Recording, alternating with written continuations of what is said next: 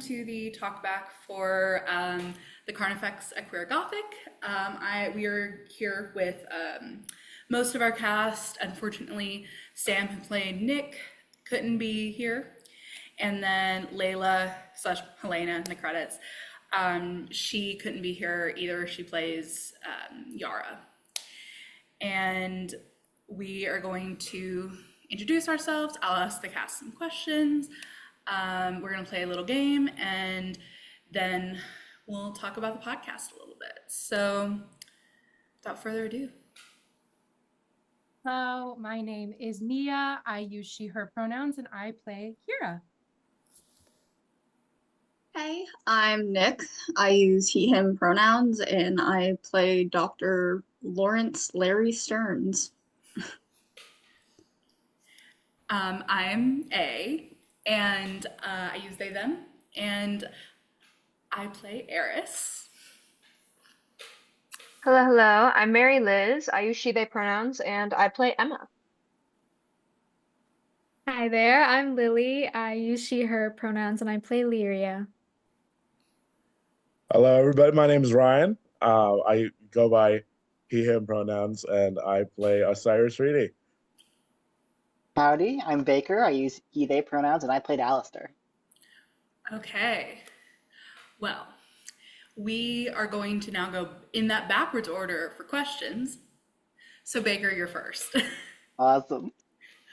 Okay, so Baker, I've worked with you a lot. I've also played D&D with you. And Alistair's already like kind of creepy and like ghosty. So if Alistair were a D&D character, I'm not gonna ask class, but like what do you think his go-to like spell would be? Oh goodness. I think command or like dominate person is very fun. Or what's the one? Gaius? Is that the like super powerful command one? Yeah. Something manipulative and creepy. Yeah, makes sense. I like that answer. It fits. I've also had plenty as a DM run-ins with Gias. All right, that means we're hitting Ryan next. So Ryan, you, I know you've told me how you love this character. So what do you think Osiris is like? What do you think he does on a daily basis as a ghost? Hold on a second. I'll come back to it. Okay. We will go back to Ryan. Lily. So you are returning as at the beginning, the only alive character.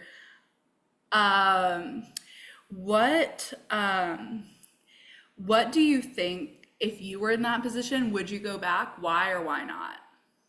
With the same circumstances, like you have a significant other wanting you to go back.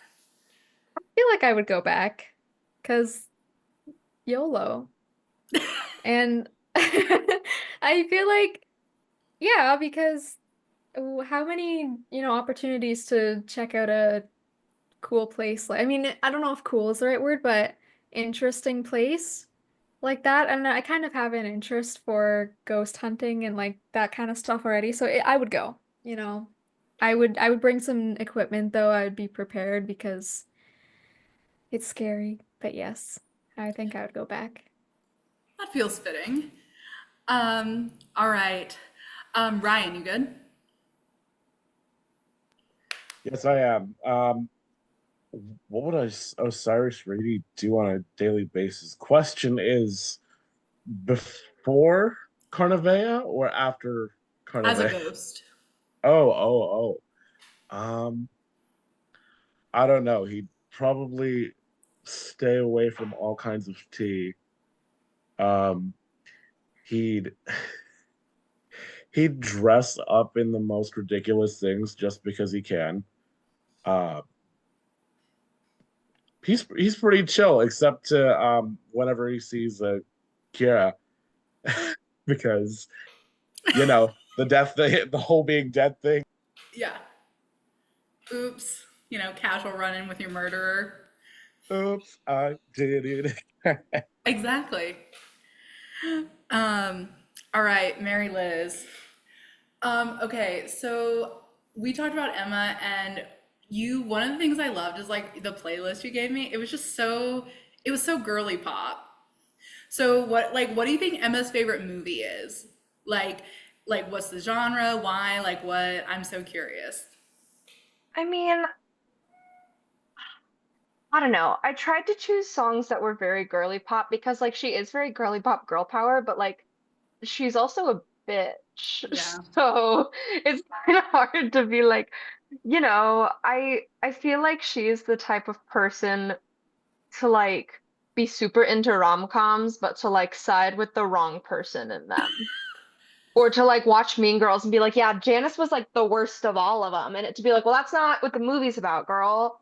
So I feel like she would be very into like just rom-coms, like maybe even like campy slashers, ironically. Like, I don't know. I feel like she would just be into anything where she can kind of like bully the people in the movie and be like, stupid decision. Smarter than that. I mean, that's so fair. Also, when I asked the question, I was thinking of Mean Girls, and I'm so glad that you said it because I feel so validated. It's there. It's somewhere in her is a love of Mean Girls. As it should be. I think everyone needs to have a little love for Mean Girls. It's a great movie. Mean Girl, period. Yeah. All right.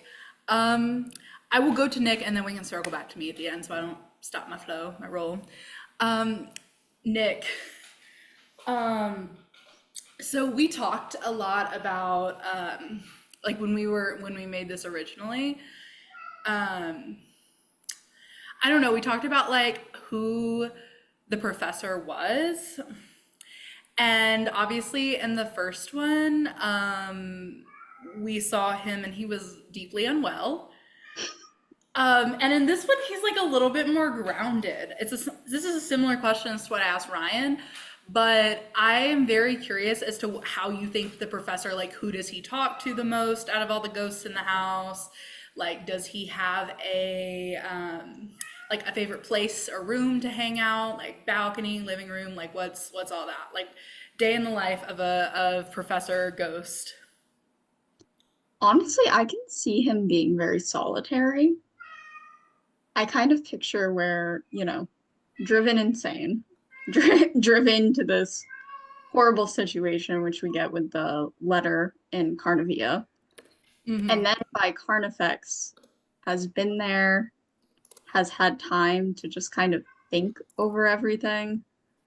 I picture him being solitary for a lot of it and then kind of checking in with all the ghosts and kind of watching a lot as a way of processing and coming up with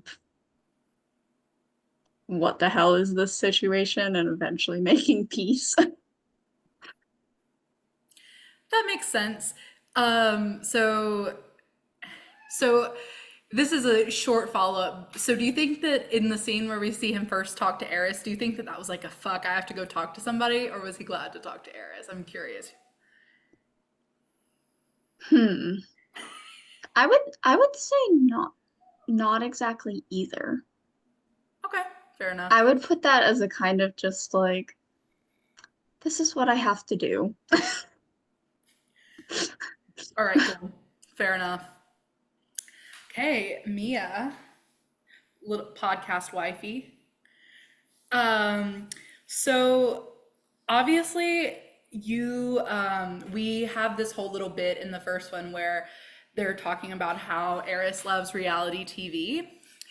And I am curious as to, this is two-part, what reality TV show Kira would like the best, and then what genre of TV she would prefer if not reality TV.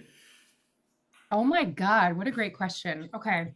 So she's such a feeler and so kind of like dramatic and so like just like experiences everything so deeply that I feel like it would have to be very serious reality TV. Whereas like Eris is likes the more kind of like, as we've discussed, like, funny or romantic stuff. I feel like Kira would be into all like the really dark TLC stuff. Like, Yeah. like as messed up as that channel is, of course, with that caveat, but like something really dramatic or something that explores like the psyche of people or like why they behave in a certain way, or maybe even something like medically related too. Ooh. I could like weirdly see with her. And then genre, if it wasn't reality TV, dystopian, dark, serious, maybe not necessarily in the whole realm of horror, but maybe like stuff that like maybe like Handmaid's Tale, Black Mirror, kind of something around there. Gotcha. Either that, or if we like had a wild card moment, maybe she's like super into like something like goofy no one would ever peg her for because she like needs to escape reality for a moment. Mhm. I'm trying to think of what is like the trashiest, like 90 Day Fiance or something. Oh, Eris would be into that. Yeah, where it's like a guilty pleasure, but she's not gonna like fully like buy into it and claim it like Eris does. Yeah. Fair Yeah. enough. So do you think she'd be a Severance girly? Oh yes, with all the critique on capitalism and heteronormativity and oh yeah, big time. Eris would be too. Yeah. Okay. Lovely. Nick, what do you got for me? Business partner. Yeah. So it's been at this point over 9 months since Carnivia came out. So my question for you is, at what point did you know that you wanted to do a sequel, and at what point did you have the ideas for the general plot and where you wanted it to go?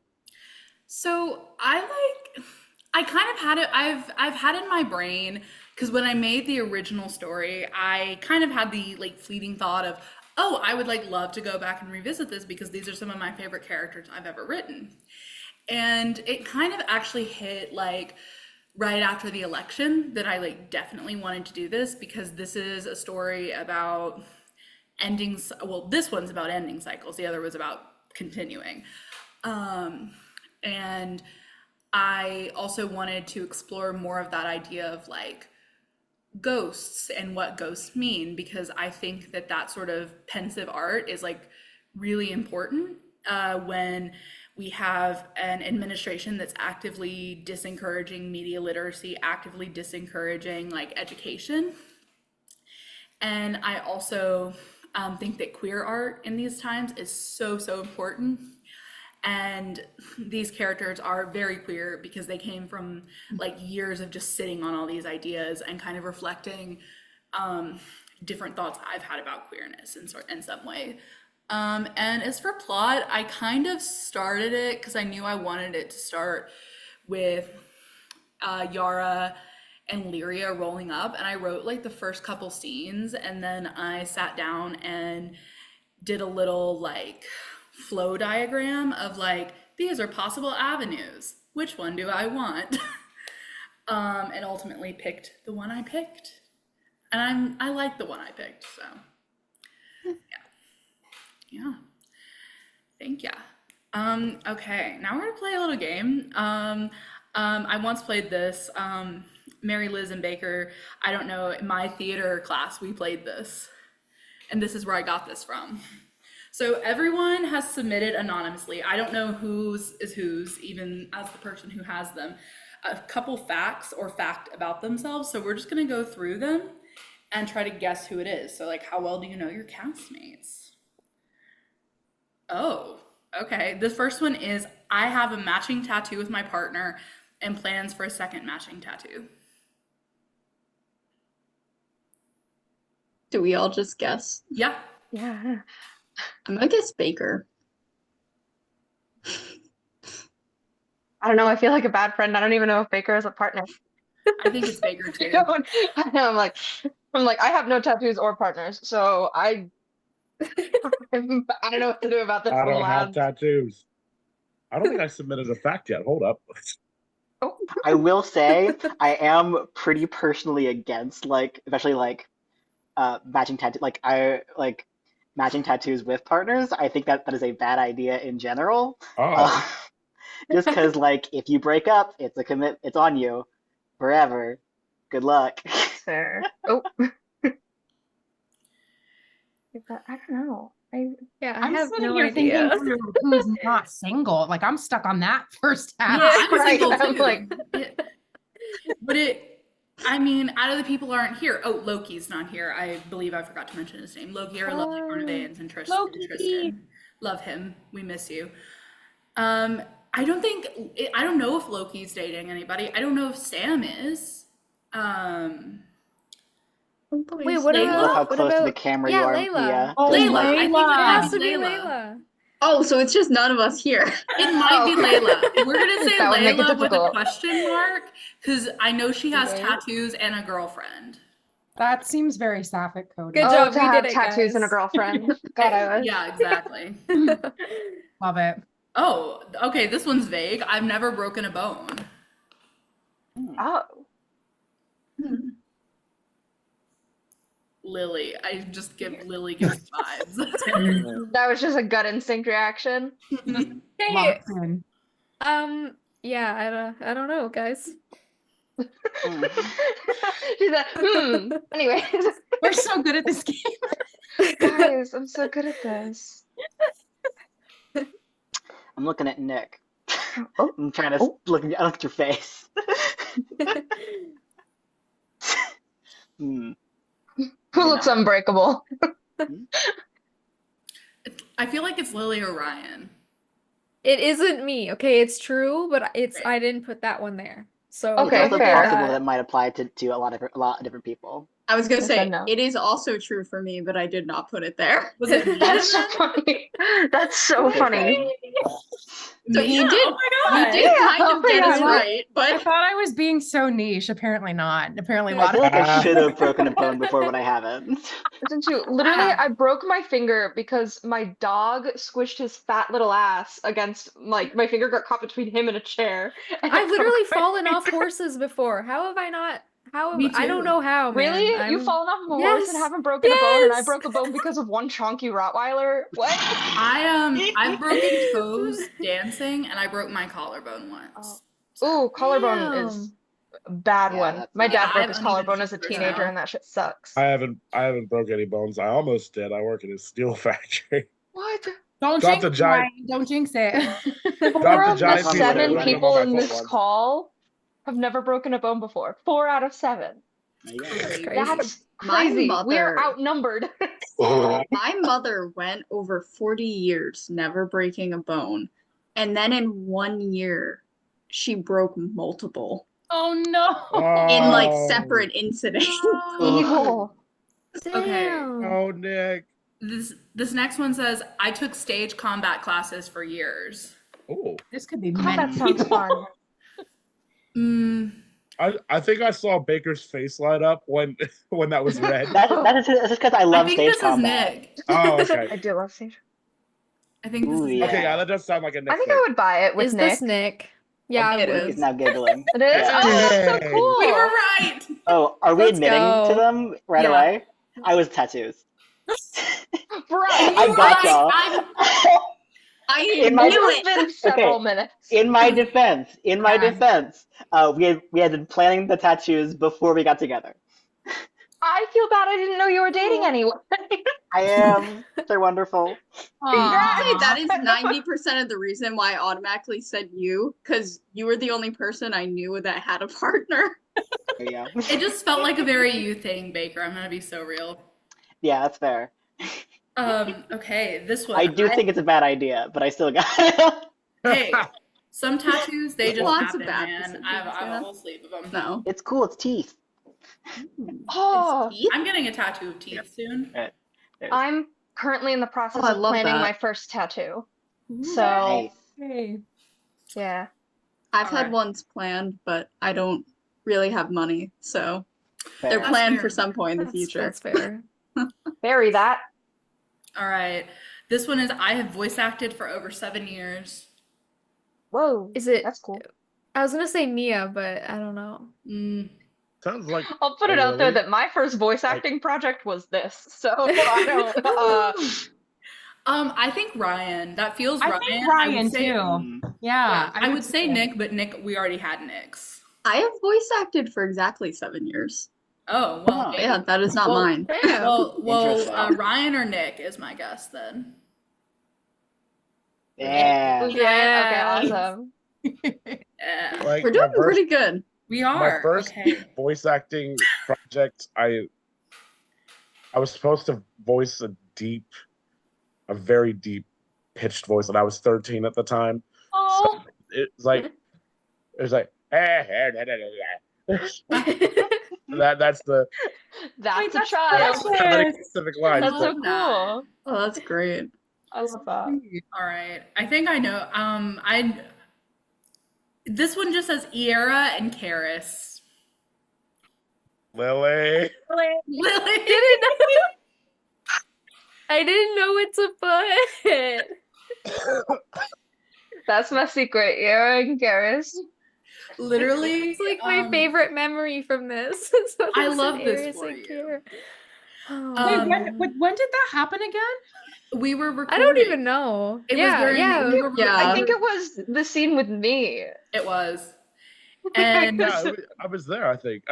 yeah, you were because you Oh. got I there was early. talking really fast, and then I said Kiera and Eris. Or wait, how did I say? Iera and Karis. Karis. Oh, yeah, I Kiera? can't even remember it because it's like Well, My a best tongue friend uh, Iera. twister. It Karis, was- like the priest from the Exorcist. Oh, the Karis. Yeah. No. Literally. And like, Surprise, it's Exorcist fiction now. yeah, and props to you. You tried to keep going, but like, Oh my We God, really that's did. We kind of got funny. to the end of the line and just kind of all went. Like, Just kinda like, you didn't hear that. The You didn't question hear now is which is the better ship name for the characters? ooh. that. Name a better one. Be my guest, love because I feel like you Karis. can't I get any like better than Karis. that. I love Karis. I think it's so good. Mm. And it's so close to carrots. Exactly. Ours. You're welcome, guys. My mistake. Just founded this new Ship name. band You ship call it a name. mistake, I call it genius. Yep, correct. It was the Okay. vibes lining up. Okay, this one is I can do the middle splits. Ooh. Not me. I Is got it you? That's That, you, yeah, is isn't that it? you? Yeah, I was about to Is say. that you? Oh, wild. Oh, I got one. Let's go. Yeah, I am a pole dancer. I can do the silly little middle splits. Let's go flexibility. go. Great many skills. Great many skills. So many Okay, skills. special skills. Literally, I have pole dancing on my resume. I'm so serious. As Oh, you say should, that for honestly. everything. As you Absolutely. should. Good. People around me do anything, and I go, okay, special skills, even if it's like nothing. No, real. Literally. You never Okay, know. I think I know who this one is. It's I was in a professional opera as a child. We I'm all like- look to Miya. Yeah?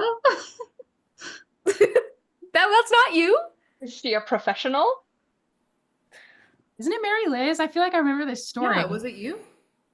It was. Oh my Yeah. god. I was about to The- say. The choir I was Mhm. in as a kid was reached out to by Colorado Opera, and they were like, "Hey, we're doing La Boheme, and there's a singular scene that has children. Can we borrow like 15 of your kids?" And they were like, Can we "Okay." borrow them? They did for like a long weekend. They just We borrowed us. promise we'll give them back. And it was the kind of thing where like it didn't even register that it was a professional production. And then one day, like 4 years later, I was just like, "Oh, like, that was a professional." I was like, "Where's my paycheck? What the fuck? What happened here?" hmm That is so great. Oh my god, I love I it. love that. It was so much fun. That was a great red herring though, because That was really good. all of us I had no idea it yeah. would be such a red herring. It's just kind of my go-to fun fact / humble brag. It's a good one. It's a good one. Yeah, I was like, I don't know. I also feel like Miya, were you in a professional opera as a child ever? No. I was doing No. shit in my backyard, making my siblings perform with me, being a total dictator. Oh, artistic mood. dictator. That's a big mood. I didn't explore opera until high school. But honestly, like Oh, I'm the okay. type of personality that like I could totally see myself also having done that in a different life. So Yeah. very good red herring. Yeah. Okay, this one this one's I'm related to 2 Olympians, one on my mom's side and one on my dad's side. Ooh. That Lily? Hell no. Hell no. Is that someone tough. here? I don't know. These are like completely utterly anonymous. It's not Loki, is it? No, I don't know. It might be Sam. Or I may have submitted 2. Is it Ryan? Wait, what was the prompt? It what? I haven't submitted more than one. It might be Sam. My guess is Sam. Wait, that's so sick. Oh my god. It's Yeah. me. It's you? It is. Oh, Ah. It is. Yeah. All these Another one that I people. didn't fully realize until I was like 15. But it's like kind of distantly related, but it's like my grandma's cousin's kid or something was an Olympic bobsledder for a while. And then Oh, my sick. mom's That's the coolest one. step-uncle, right? Bobsledding. But then my mom's step-uncle was an Olympic basketball player. And Ooh, at the that's so cool. university, there's like a room that's like my mom's maiden name is. So we're like, oh, That is oh. so cool. Holy shit. Awesome. wow. And that's a more recent fun fact because I didn't fully know that until like a while ago because I've like never Yeah. met either of them in person. But technically, There you go. That's actually pretty funny because I share a name with an Olympic skater. oh, that's crazy. I have no fucking idea. I look my name up. There's like a billion guys named Brian, last name, and the top result is that ice skater guy. You should use that for 2 truths and a lie in the future. Yeah. That could be Yeah. a lie. Ah, okay. Yeah. Also, on the link, I wonder who said, "Don't you know, pump it up? You gotta pump it up." I wonder who That said sounds like Miya. That Yeah. was not me. I swear to God. I only submitted one. Was it. This was new. This is a minute ago. Oh, Was it Lily? got their phone up right now. Nick? Baker? Nope. Who the fuck I like to submitted? going one by one. I've only submitted my 2. We've gone through mine, and now I have Listen, no I more wish personality that traits. was me. It was I wish me. that was me. There you go, Ryan. Oh! Period. And you know what? That's I why I agree. immediately pointed it at me. And you know what? As you should. That's a great movie. Period. Yes. Had to be my favorite movie of 2024. It's a great Um, movie. Heretic shortly behind. Hmm? Heretic was is great. Heretic was Yeah. so good. Oh, Heretic was my favorite of the year. Oh, actually, that and Nosferatu. Such a good year. I haven't seen Oh Nosferatu. my god. I saw the TV Glow was mine. Oh, that Oh, was a that good was one. also That was a good one. It's a really I good really year liked for films. Gladiator. Yeah. 2025 cinema is not hitting it for me so far. Guys. I liked Moana too. Hey. Hey, I am going to see The Woman in the Yard on Sunday. So Ooh, we'll see. okay, cool. Yeah, and I'm gonna Opus. Oh, I can't publish that. I'm gonna, like, Just put a leave it out. bleep Just down leave it out. over You're it. fine. Just Don't get censor it. cut. I'm for going shit, to see. I'm going to go see Opus. I'm for going shits and to- giggles, I'm going to I'm see. going bleep to it out. legally Just bleep it out. acquire the tickets to the movie. That's the For Colby shits one, and- right? Only legal activity. It's all good. Literally only. All For legal. shits and giggles, I'm going to see the Minecraft movie when it comes out. Oh, The God. what movie? Oh, Good for The you. Minecraft movie. Love that for you. I'm scared of it. Fuck you. Jack Black, come I on can't. now. Jack Black, I know you're better than this. Yeah. I will say I don't there are know like a about lot you of things in the guys. trailer material that are vocal stim material, and yeah. But the CGI is Which terrifying. is diabolical. I hate it when I get a vocal sim from some stupid shit. Because then I say it and people will be like, Yes. I have a this, new and one I'm that I like- will not say on call that I can tell you later. Mine is one of mine for a year has been Jake fucking Saw. Jake fucking Saw. oh, I just got sad thinking about Saw. Me too. Billy. At least they're still making it. I'm This- not optimistic. This is going on the internet, despite my little mistake. So Lionsgate, please bring it back. Please cast me. Wait, who said that? Lionsgate, Let me know please when bring auditions it go public, back. girl. I'm begging you. We want Saw. Bring me on as a dead corpse. What? Who said that? Okay, I Legit. don't want to be mean. And for any of the people involved with this, like, apologies.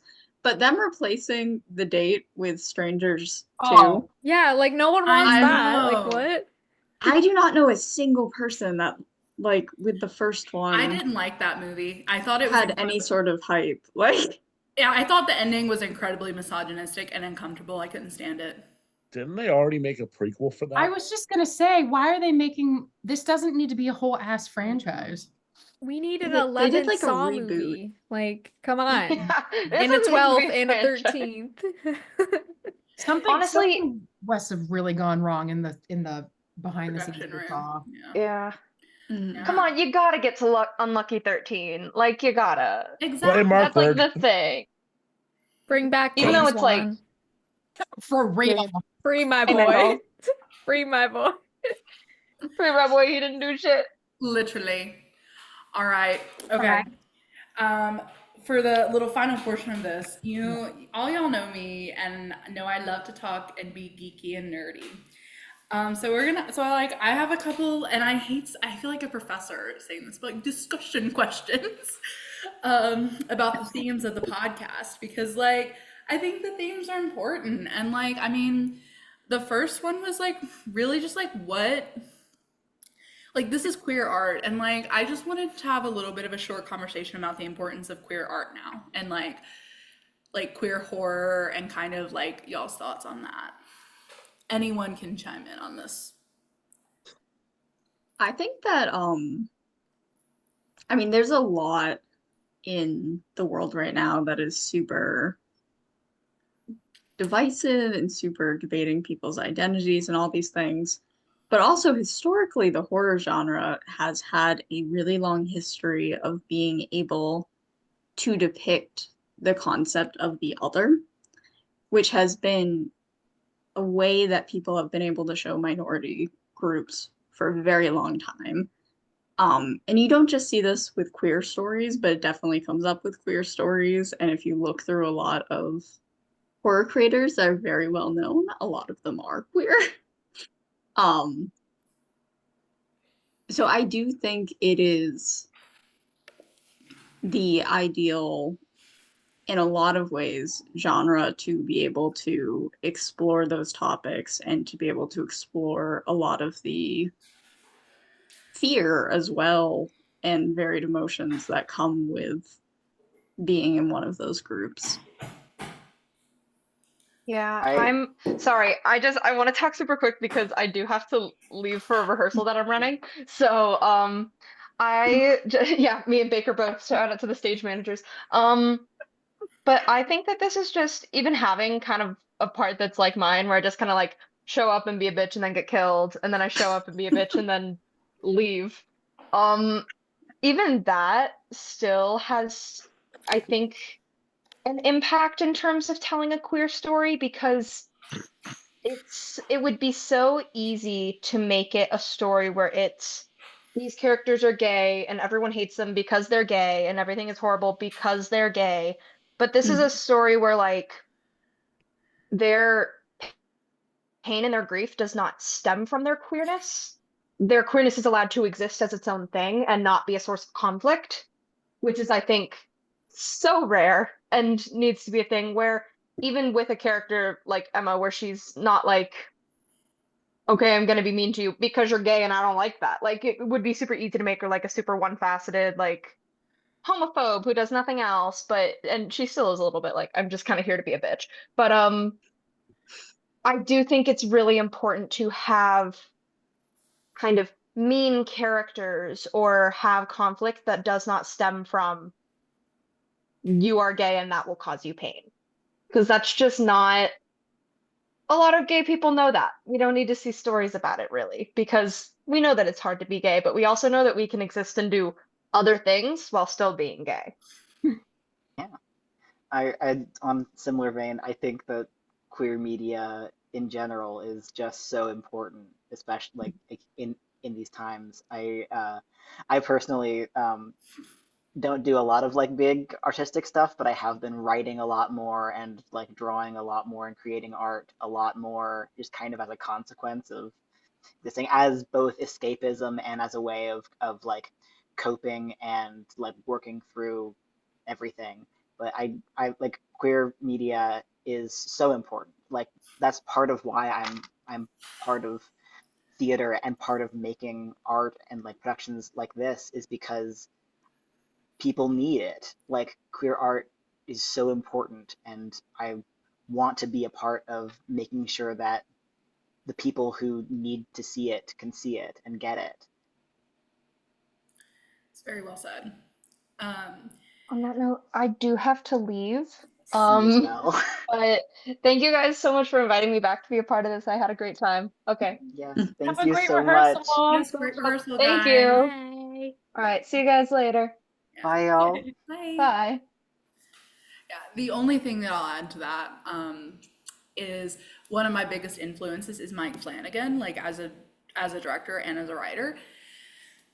And as far as I know, he is a cishet man. But one of the things I think he does so beautifully is create queer stories where queerness exists within the confines of horror, and horror is more at, like in this case, it was generational trauma, it was like patriarchal violence. But that queerness is still such a strong note in the works of his that it's something I try to emulate and sort of respect as a queer filmmaker, because that sort of idea is so important to me in horror, because there are so many pieces of horror where, you know, the gay person gets killed, the person of color, you know, it's like horror can be the opposite of what you said, Nick, as far as representation. Like it can be bad for like representing minorities. And so I don't know, this was just an important story to me and always will be because of its queerness, because of the talk of generational trauma, which was kind of my like smaller second question, which was like in the themes of the like first versus second one, there's a little bit more hope in number 2 in the Carnifex, which Yara is kind of the catalyst for that. And I'm just curious as to if any of you had given thought while you were working on the script, working on the project at all, as to how like that like year, like, and you can speak from your character's perspective, how that like 5-year gap might have treated your character, how would they have fallen further into that despair, into that cycle, because Yara is the one in my mind as the writer who changes it, but you guys are obviously individual actors with individual brains. So I was curious.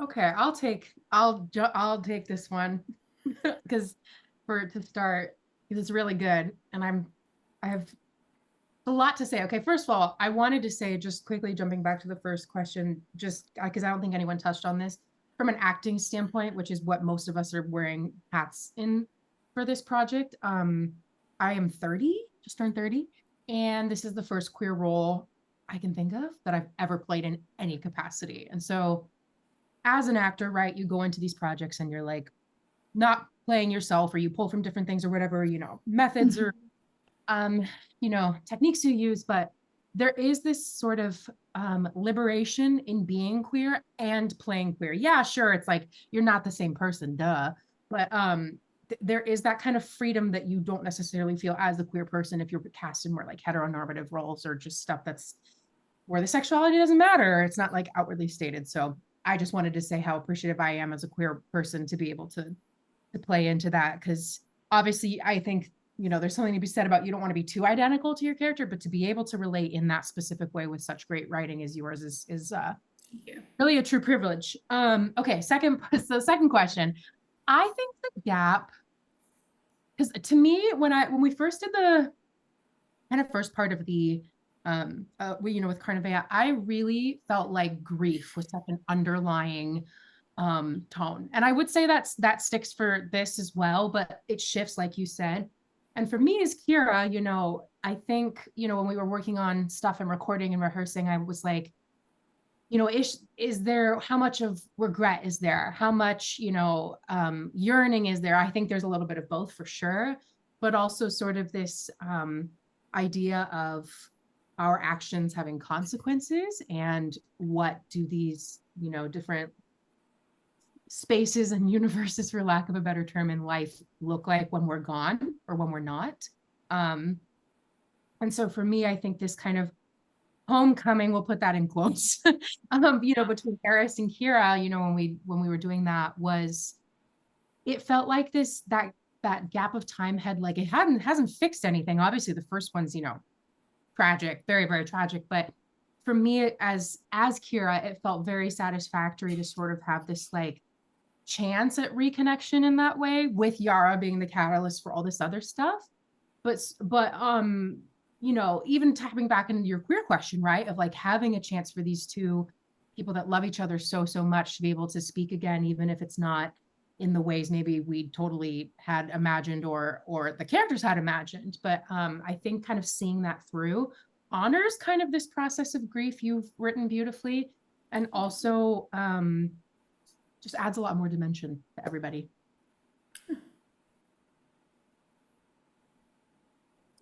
Is this me? Okay. I'm not gonna lie. The whole time I've been sitting here, I've been thinking about all these things to say. And I know this was the first, or Carnivia was the first acting, like voice acting project I had. The first ever acting being the Peterson project. So when I jumped into this, I was very new to all of this, but it has given me such a lovely like ground point and like root for what I want to do as a creative person. And I've always loved film and I've loved art. And I think the most beautiful part of it is that it can unite people and bring people together and celebrate stories, no matter where you're from. It's a universal language. And that's my favorite part about being involved in all of this.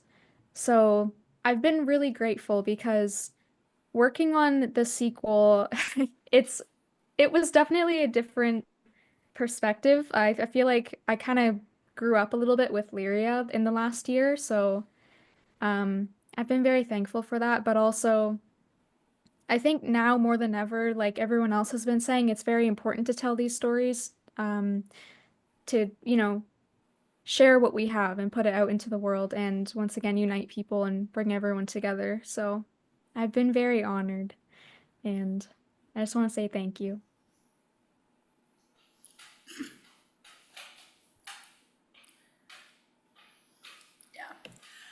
The only thing I will add, and if anyone else after this wants to jump in, Ryan or Nick, you're welcome to, is kind of agreeing with you, Mia, about that sort of like second chance idea, because that's very much how I wrote Eris, because in the original I had this mother maiden crone analogy going on that all of you are all too familiar with.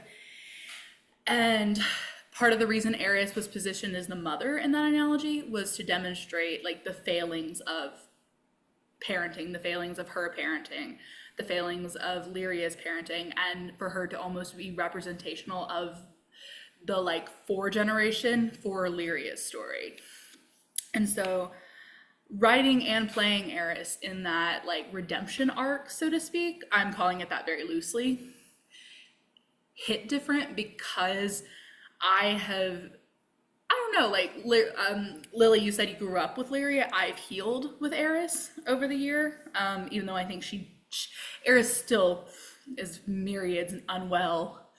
But I found myself as an actor really connecting to those scenes, like with Kiera, and I love having an acting partner like you, Mia, because you and I, like, I don't know, I feel like we vibe, and you always give your best, which is something I really appreciate. And even in like the scenes with the professor, like I just felt this, like, I don't know, like shift, and it was wonderful. And seeing Osiris come back and seeing that like you don't have to forgive someone to love them, to me was one of the most powerful moments in the thing. Because I think we focus so much on forgiveness when we talk about these things, when that's not always feasible for everybody. And one of the scenes that actually got me super teared up for real was Lily, when we were shooting your death scene, and I had to like sing. I don't know, something just made me feel like, and not necessarily the singing. It's a very hard classical song that I like took down at the octaves because I don't know, the Unquiet Grave. I don't fuck with that classically. But like even though I was definitely kind of in my brain about the singing, there was just such an emotional component I was feeling about the way that Lyria and Eris had grown throughout the story. Yeah. I feel like I can relate to that being really emotional because that scene was one of the ones that was very emotional, but also I don't know what scene in particular it was, but the one scene where I cried, that was my first time crying when I was acting. Mhm. And it was, for me, it always, I have to get there, but once I'm there, I'm there. And I was really like in that scene. I was kind of like taken aback. I was like, God damn, I'm not bad. Like, Mhm. but it's kind of crazy to like when you get really deep into character, you kind of realize like you are that character. Yeah. I don't know. It was fun. Huh. Well, thank you all for watching. If you made it this far, realize it's very long. Um, things for the Murder Associates coming up. We have Nick's series, Fangs and Flowers, coming sometime soon, and Nick's short, Marianne, sometime soon. And then we have my feature film, Severamente, created by Lily, that is hopefully premiering in the fall sometime. And we have a couple other things like in the planning stages. Oh, and we're producing an audiobook with the lovely Kay Hannafin for a like spooky collection of holiday stories. And I hope we all will check that out. And Carnifex is streaming on Spotify, and it's also uploaded to YouTube. So thank you.